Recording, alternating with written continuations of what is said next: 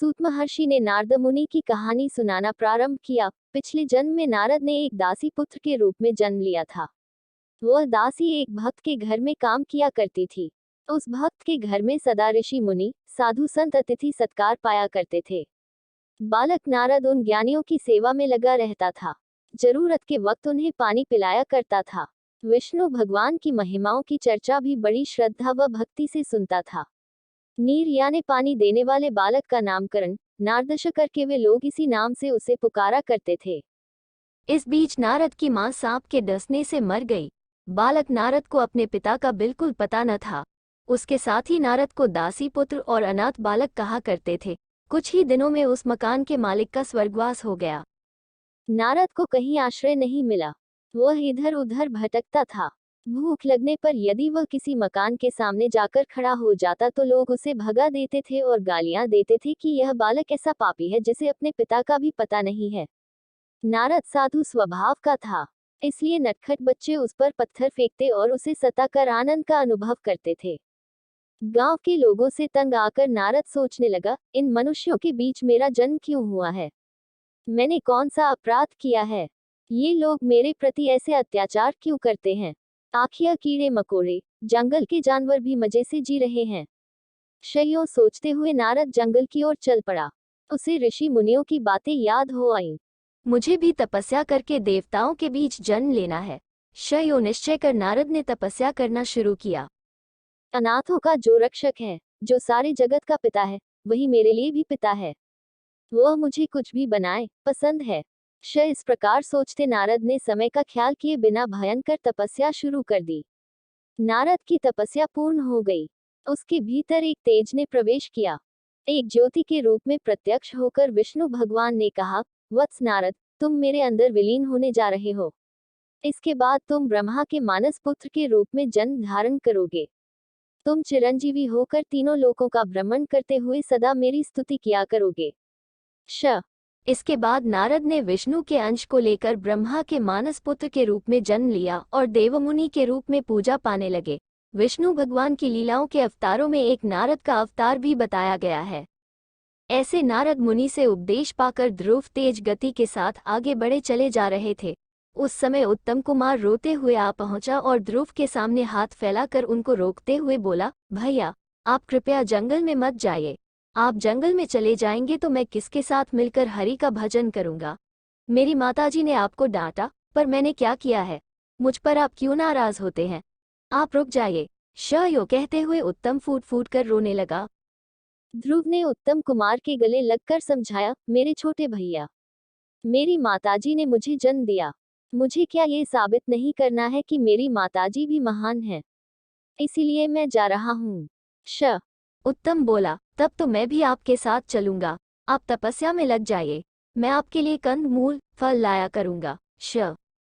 ऐसा करने पर तुम्हारी माँ रोएंगी। मेरे छोटे भाई, मैं तुम्हारा बड़ा भाई हूँ, इसलिए तुम्हें मेरी बात माननी ही पड़ेगी। जाओ। ध्रुव ने कहा। ध्रुव के मुंह से ये बातें सुनकर उत्तम कुमार वहीं पर लुढ़क पड़ा और रोने लगा। सुरुचि आकर उसे समझाने लगी। इस पर उत्तम गुस्से में आकर बोला, माँ, तुम मुझे छुओ मत। तुम्हारी वजह से ही बड़े भैया जंगल में जा रहे हैं। सुरुचि लज्जा के मारे सर झुकाकर अपने को कोसने लगी, मैं पापिन हूँ। मेरे ही कारण ये सब हुआ। इतने में राजा उत्तानपाद पहुंचकर बोले, ध्रुव, तुम रुक जाओ। ये सब मेरी मंद बुद्धि की वजह से ही हुआ है। मेरा राज्य तुम्हारा है, वापस चलो। इस बीच ध्रुव काफी दूर तक चले गए थे। नारद ने सुनीति से कहा, माताजी, तुम्हारे गर्भ से एक रत्न जैसा पुत्र पैदा हुआ है। तुम अपने बेटे के बारे में बिल्कुल चिंता मत करो। नारायण स्वयं उसकी रक्षा करेंगे। फिर उत्तानपाद की ओर मुड़कर नारद बोले, राजन, हम सबको इस बात पर खुश होना चाहिए। आपके पिता और ध्रुव के दादा स्वयंभू मनु के वंश के लिए भी बालक ध्रुव अपार यश का कारण बनेगा। इसमें किसी का कोई दोष नहीं है। ये श्रीमन्नारायण का संकल्प है। शयों समझाकर नारद मुनि ने सबको शांत किया। मधुवन में बैठकर ध्रुव ओम नमो नारायणाय का मंत्र जापते तपस्या कर रहे थे। यमुनांदी उस मंत्र में श्रुति मिला रही थी। ध्रुव की तपस्या से तीनों लोग कांपने लगे। कोई यदि कहीं भी तपस्या करता हो तो इंद्र ये सोचकर डरते हैं कि कहीं वह तप करके उनके पद की कामना न कर बैठे। इस डर से उनके तप में विघ्न डालने के लिए वे भयंकर इंद्रजाल रचा करते हैं। इसी प्रकार इंद्र ने अपने वज्रायुध को हिलाकर आंधी तूफान और बिजली गिराकर भयंकर उत्पात मचाए, पर ध्रुव थोड़ा भी विचलित न हुए।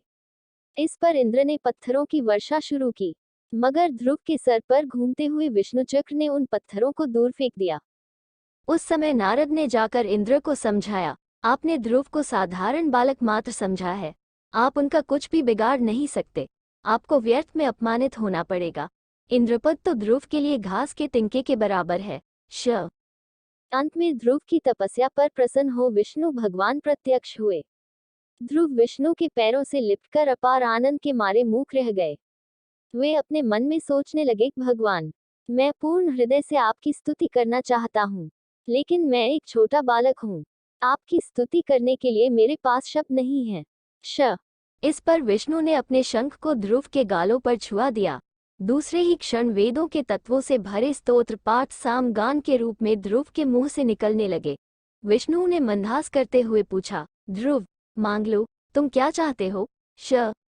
ध्रुव भक्तिपूर्वक बोला, हे परम पुरुष, जैसे भौरा कमल से हमेशा लगा रहता है, वैसे ही सदा आपके मधुर मंदहास वाले मुख पद्म को देखते रहने की मेरी इच्छा है। इससे बढ़कर मैं कुछ नहीं चाहता। अच्छी बात है, लेकिन पहले तुम अपने राज्य में जाकर धर्म का पालन करते हुए शासन करो। इसके बाद तुम मेरे विश्वरूप का शिरोभाग बने ध्रुव पद पर पहुंच जाओगे।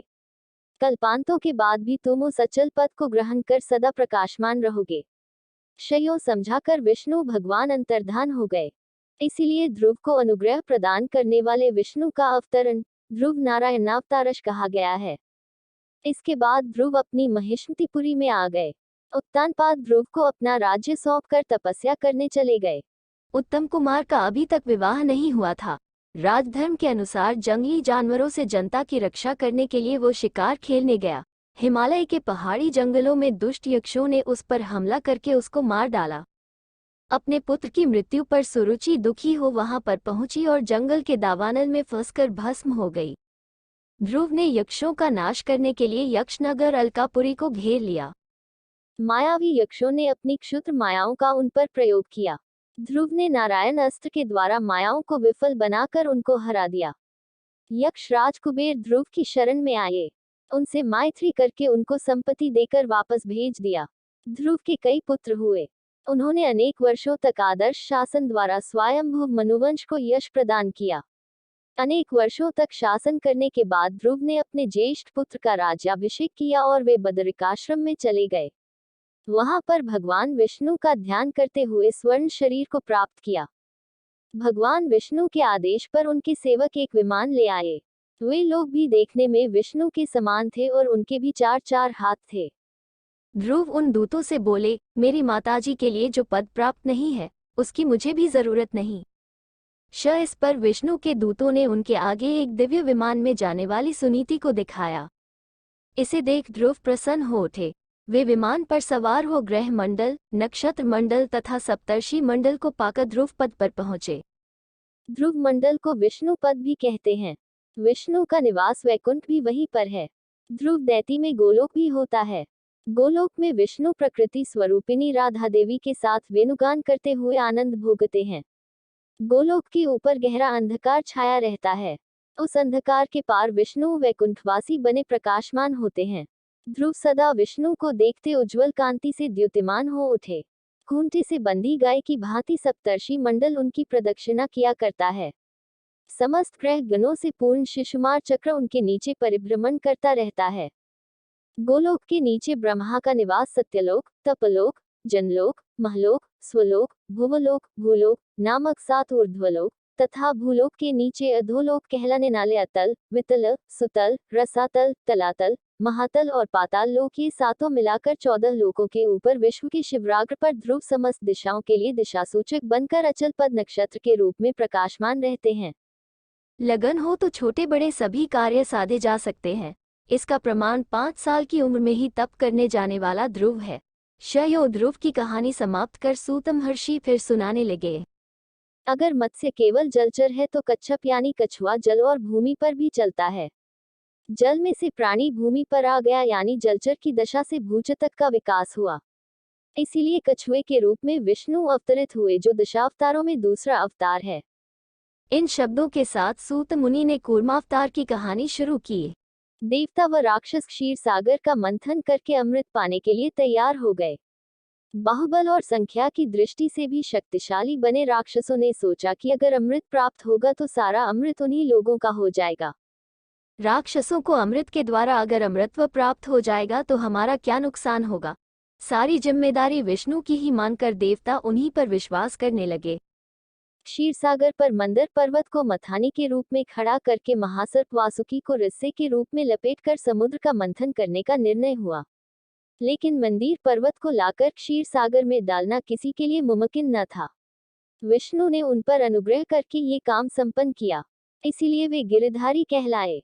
राक्षसों ने वासुकी सर्प को सर के छोर से पकड़ने का हठ किया। विष्णु ने देवताओं को समझाया कि वे राक्षसों की बात मान लें। तब विष्णु ने भी सबके अंत में वासुकी की पूंछ के छोर को पकड़ लिया। इसके बाद क्षीर सागर को मथने का काम शुरू हुआ।